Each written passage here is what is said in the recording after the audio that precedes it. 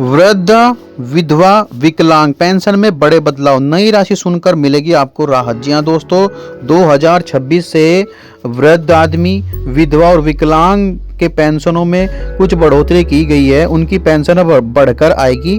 तो कितनी बढ़कर आएगी, वीडियो के अंत तक बनी रहिए, मैं वीडियो के अंत में बताऊंगा।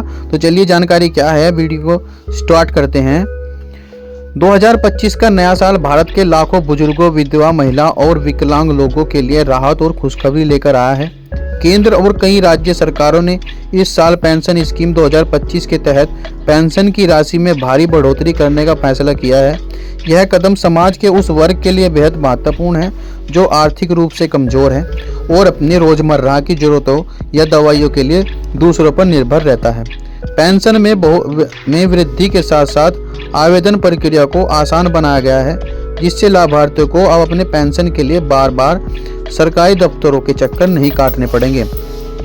डिजिटल प्रणाली के माध्यम से आसान भुगतान। सरकार ने पेंशन वितरण को डिजिटल प्रणाली से जोड़ दिया है। अब सभी लाभार्थियों की पेंशन सीधे उनके बैंक खाते में ट्रांसफर की जाएगी। यह प्रणाली न केवल समय बचाती है बल्कि फर्जीवाड़े की संभावना को भी कम करती है।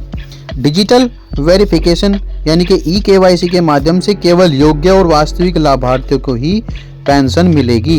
इस बदलाव का मुख्य उद्देश्य नागरिकों को सम्मानजनक जीवन देना है और उनके वित्तीय सुरक्षा को सुनिश्चित करना है।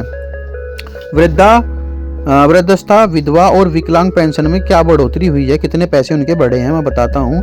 साल 2025 में सरकार ने वृद्धा पेंशन, विधवा पेंशन और विकलांग पेंशन की मासिक राशि में बड़ा सुधार किया है। अलग अलग राज्यों ने अपने राज्य सरकारों की बजट घोषणाओं के तहत पेंशन बढ़ाई है। उदाहरण के लिए बिहार में पेंशन राशि 400 रुपये से बढ़कर 1100 रुपये कर दी गई है। दिल्ली में बुजुर्गों की पेंशन में 500 रुपये की वृद्धि की गई है, जिसके बाद 70 वर्ष से ऊपर के लोगों को 3000 रुपये प्रति माह मिलेंगे। उत्तर प्रदेश में वृद्धजनों को अभी भी 1000 रुपये मासिक मिल रहे हैं, लेकिन सरकार ने लाभार्थियों की संख्या बढ़ाकर 67 लाख कर दी है।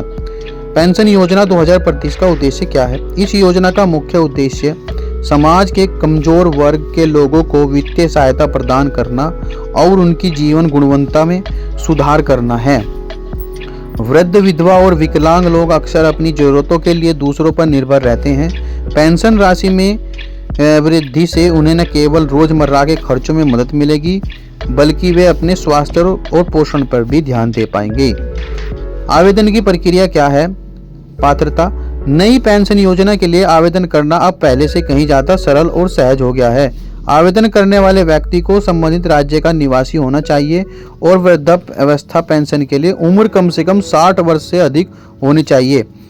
विधवा पेंशन के लिए महिला के पास पति का मृत्यु प्रमाण पत्र होना चाहिए और विकलांग पेंशन के लिए न्यूनतम 40% विकलांगता का मेडिकल सर्टिफिकेट चाहिए। इसके अलावा आवेदक की पारिवारिक वार्षिक आय द्वारा तय सीमा से कम होनी चाहिए। आवेदन के लिए आवश्यक दस्तावेज में आधार कार्ड, बैंक पासबुक, आय प्रमाण पत्र, जाति प्रमाण पत्र, पासपोर्ट साइज फोटो और मोबाइल नंबर शामिल है। अब लाभार्थी अपने मोबाइल या नज़दीकी जन सेवा केंद्र CSC से ऑनलाइन आवेदन कर सकते हैं। इसके अलावा ब्लॉक या CSC केंद्र से ऑफलाइन आवेदन भी किया जा सकता है।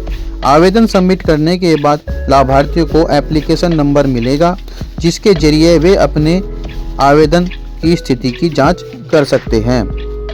पेंशन योजना 2025 में डिजिटल जीवन प्रमाण पत्र को अनिवार्य किया गया है। इससे पेंशन को हर साल बैंक जाकर प्रमाण पत्र जमा करने की जरूरत नहीं है। वे अपने मोबाइल या नज़दीकी CSC केंद्र से फेस ऑथेंटिकेशन के जरिए यह प्रक्रिया पूरी कर सकते हैं। इससे समय की बचत होती है और पेंशन वितरण में पारदर्शिता आती है, यानी कि जल्द ही पेंशन आपको मिल जाएगी। राज्यवार पेंशन राशि का विवरण। अलग अलग राज्यों में पेंशन की दरें अलग अलग तय की गई हैं। बिहार में वृद्ध, विधवा और विकलांग पेंशन अब 1100 रुपये मासिक है। दिल्ली में 60 से 69 वर्ष के बुजुर्गों को 2500 रुपये और 70 वर्ष से ऊपर के नागरिकों को 3000 रुपये प्रति माह मिल रहे हैं। उत्तर प्रदेश में पेंशन राशि अभी भी 1000 रुपये है, लेकिन लाभार्थियों की संख्या बढ़ा दी गई है। इस तरह से राज्य सरकारें स्थानीय जरूरत और बजट के अनुसार पेंशन राशि और लाभार्थियों की संख्या तय कर रही है। सरकार ने पेंशन वितरण के लिए कड़े निर्देश जारी किए हैं कि हर महीने की 1 तारीख से 15 तारीख के बीच पेंशन राशि लाभार्थियों के खाते में जमा की जाए। इससे पेंशन भोगियों को समय पर आर्थिक मदद मिलती है और उन्हें वित्तीय कठिनाइयों का सामना नहीं करना पड़ता। वृद्ध और विकलांग लोगों के लिए यह योजना आर्थिक सुरक्षा का मजबूत साधन बन गई है। यह योजना समाज के कमजोर वर्ग के एक महत्वपूर्ण कदम है। वृद्ध, विधवा और विकलांग लोग अपने जीवन की आखिरी दौर में सम्मान और सुरक्षा के हकदार होते हैं। पेंशन राशि में बढ़ोतरी, डिजिटल प्रणाली, ई-केवाईसी और डिजिटल जीवन में प्रमाण पत्र जैसी सुविधाओं के माध्यम से सरकार ने इस वर्ग को सीधे लाभ पहुंचाने का प्रयास किया है। पेंशन स्कीम 2025 ने बुजुर्गों और विधवाओं, विकलांगों के में सुधार और वित्तीय सुरक्षा सुनिश्चित करने के लिए एक बड़ा कदम उठाया है। पेंशन राशि में वृद्धि, डिजिटल भुगतान और आसान आवेदन प्रक्रिया से लाभार्थियों को समय और साधनों की बचत होती है।